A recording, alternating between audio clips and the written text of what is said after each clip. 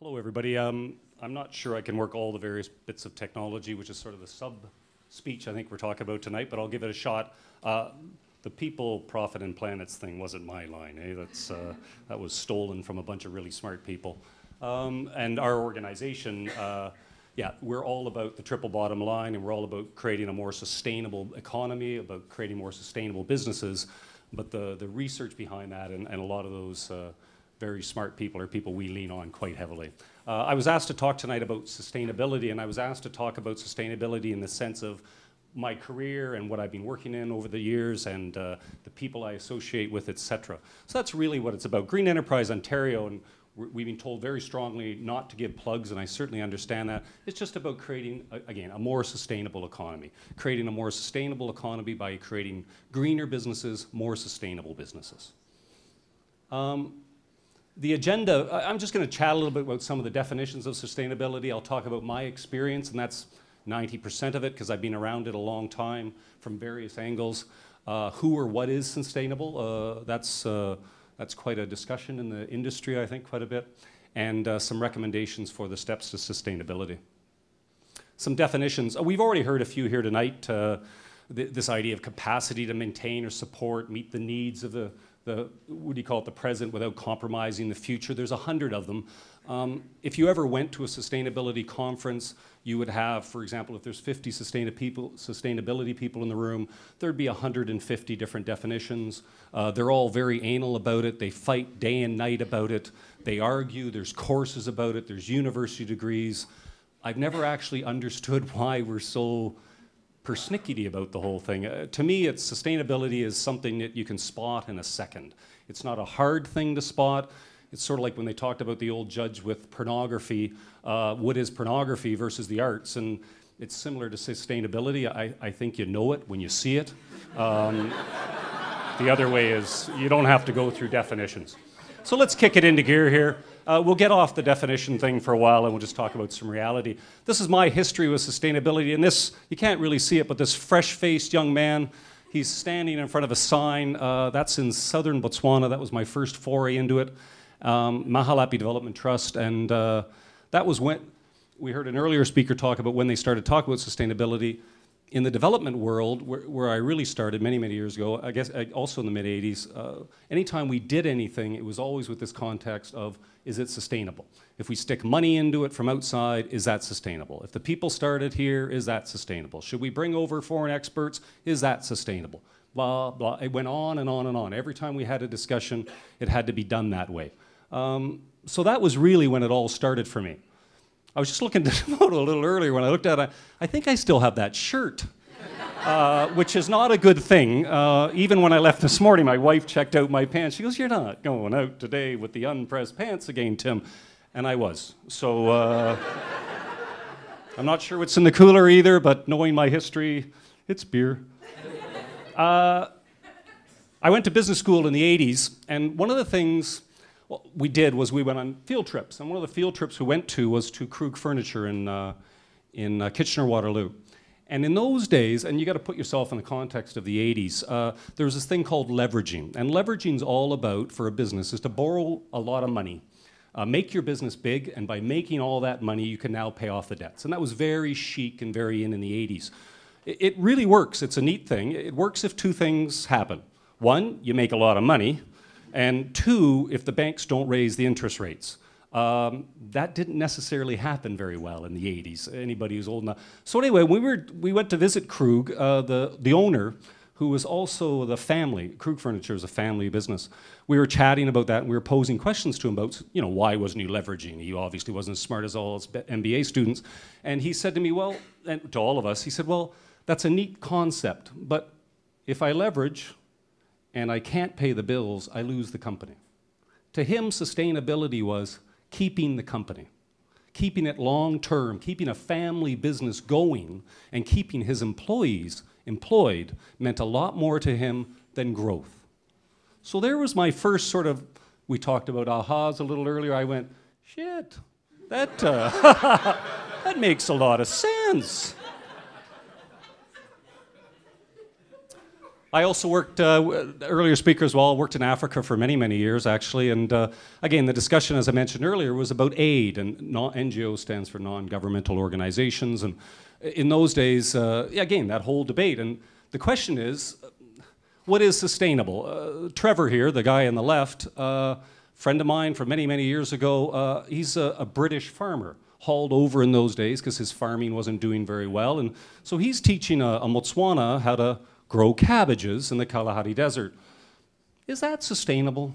Is that, and I don't know. Like in those days, we pondered it all the time. Does it make sense to pay an unemployed British farmer to go to Botswana to show somebody else how to grow cabbages that, quite frankly, don't grow in countries where you get 7 and 8 year drought cycles? So I'm not really sure. We debated a lot of it. Trevor was just very happy because he was unemployed and he could be now a development worker, and that was good. And the beer in that region wasn't bad either. Micro-industry in Africa. It's funny to hear all the themes earlier. I worked in microfinance for a number of years and started little banks and stuff like that and all. But we always think of small businesses as being sustainable, but they're going through the same questions everybody else is as well. The fellow on the left, who unfortunately I know, never a very good dresser either, he's a farmer. You would think that a farmer, and I think this would probably be in Niger or somewhere in West Africa from the looks of them, well, it'd be in Niger because I know the bugger. You'd think that would be something sustainable. Is it? Well, look behind him, folks. You put a bunch of people on the edge of the Sahara Desert and you tell them to start farming, and before you know it, you got a lot of desert. You got a lot of desert, you got a lot more poverty, and you have that ever-present cycle. So, is that sustainable? I don't know. On the right, the woman doing the sewing. You often think of these small micro businesses as being sustainable. You know, she's taking local, well, in this case, it's probably not. It's probably Dutch wax, which is a material, so it's imported, of course. The machine you're looking at right there, they all come from China, all those little pedal machines, so there's an importing part. Yes, she's going to be feeding her kids. I don't know whether that's sustainable, quite frankly. I don't know whether importing machines from other parts of the world and the parts and that whole cycle, whether that's something that we as a planet can support. I don't know. Sorghum mills. Selena, the woman on the left here, a rock. All those sorghum mills, now you would think sorghum farming and sorghum turning it into, you know, the flour that most of the people, at least in that part of the world, that would be in Botswana, eat. That should be sustainable. Well, the mills, they tend to come from India. India is the home of what we would call intermediate technology. That's a fancy phrase for works forever, and if it breaks down, you can fix it with damn near anything. And that's what the Indian, basically, production, all those machines work, why everybody uses them. I don't know if that's sustainable. The guy on the right, that would be in West Africa somewhere. He's a blacksmith working at a, you know, little forge. Looks pretty good. The parts are probably from an old Peugeot, which is basically all over West Africa. And he's got to burn coal and charcoal.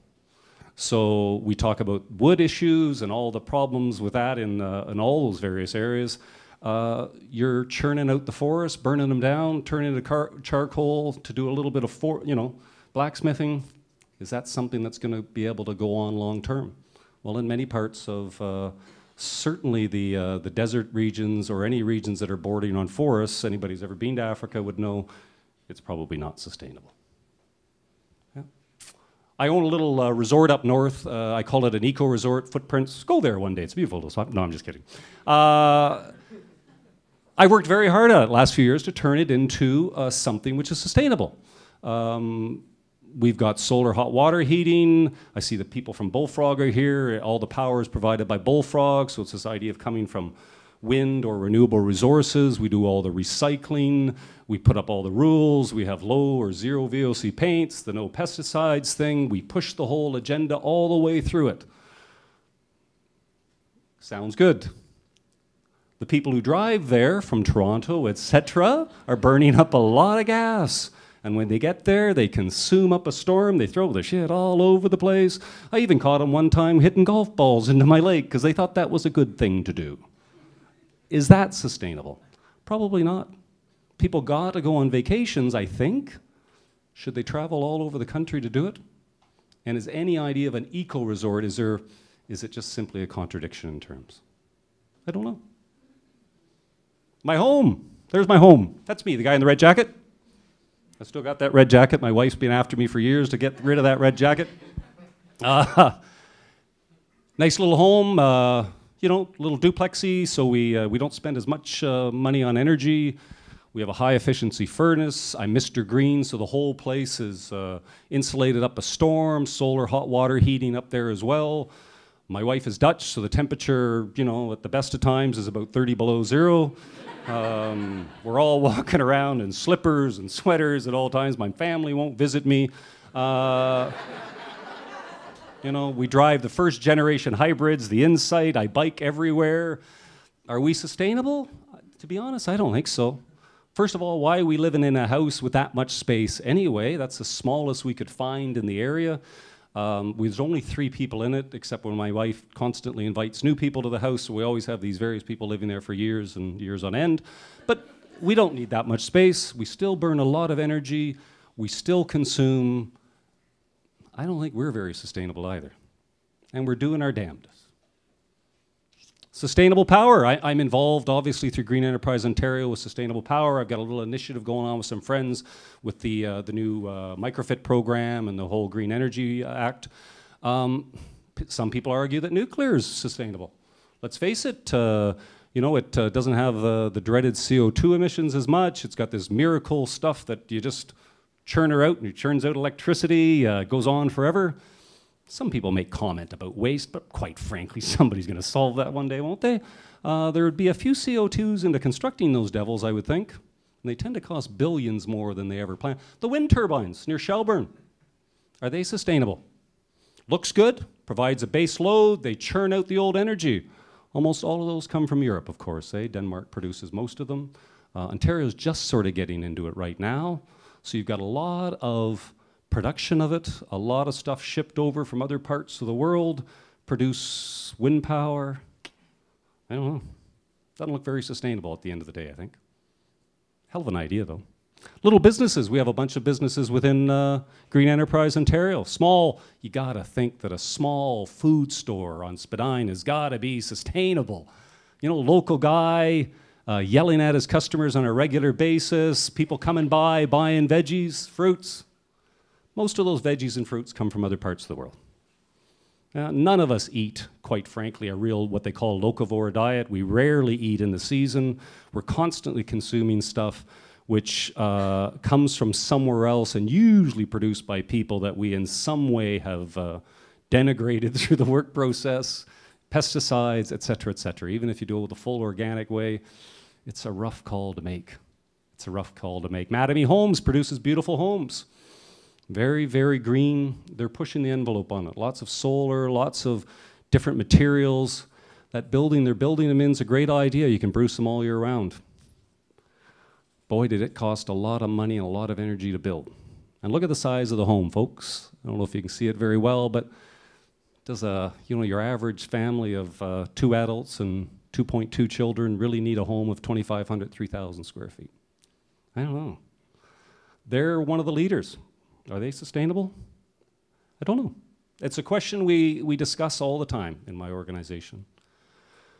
So it comes down to it, to sort of get into it, what is sustainable out there? What really, at the end of the day, achieves sustainability? Maybe these guys. And we'll probably kill most of them off, quite frankly, but if you leave them alone, the forests, the fishies, and the bees, they'll probably be here for quite some time. We might kill ourselves off, but the rock that we're living on is probably going to continue, and most of the something's going to come back. Now, it was funny when I did this, because I just grabbed some Google prints and stuck it up there. Of course, everyone, we know about the forest issue. The UN reports about 90% of major fish species are disappearing within the next few years. And of course, what the hell is happening with the bees? Not a minor issue. I was chatting with a guy the other day at a conference from Ontario Agriculture. He's scared shitless. 35% of our food comes from those little devils, and they're dying in hordes. And I thought, well, that's interesting. I wonder what's killing them off. Something that perhaps isn't leading to sustainability.